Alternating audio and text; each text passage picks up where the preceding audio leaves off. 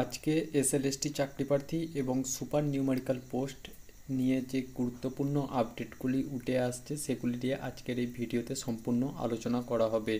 SLST চাকরি প্রার্থীদের ভাগ্যের চাকা কোন দিকে চলছে, গত 1 বছর ধরে কিন্তু শীর্ষ আদালত সুপ্রিম কোর্টে সেই কেস নিয়ে কিন্তু এসএলএসটি চাকরি প্রার্থীদের নিয়োগ জট সেটি কাটানোর জন্য এসএসসি চেয়ারম্যান সিদ্ধান্ত মজুমদার এবং শিক্ষা সচিব মনীশ জৈনকে বিশেষ দায়িত্ব নেওয়ার কথা বলা হয়েছে। তাই আগামী দিনে দেখার আছে যে এসএলএসটি চাকরি প্রার্থীদের ভাগ্যের চাকা কোন দিকে ঘুরবে। অপরদিকে সুপ্রিম কোর্টের লিস্টিং হয়ে গিয়েছে রাজ্যের শিক্ষক নিয়োগ সংক্রান্ত গুরুত্বপূর্ণ যে মামলা, অর্থাৎ সুপার নিউমেরিক্যাল পোস্ট যে মামলা, সেই মামলাটি। এই যে সুপ্রিম কোর্টের মামলাটি উজ্জ্বল ভূঁইয়ার বেঞ্চে হবে। এছাড়া আরও জানা গেছে যে এই যে সুপার নিউমেরিক্যাল পোস্ট মামলার শুনানি আগামী 2 জানুয়ারি হবে।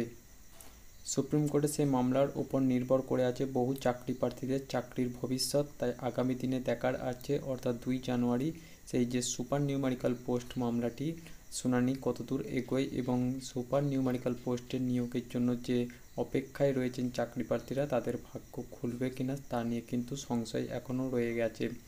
কিছুদিন আগে শিক্ষামন্ত্রী ব্রাত্য বসুর সঙ্গে বৈঠক হয়। যোগ্য অথচ বঞ্চিত আছেন সেই সব চাকরি প্রার্থীরা। তাদের দাবি যে দ্রুত মামলা শেষ করে তাদের নিয়োগ করানো হোক।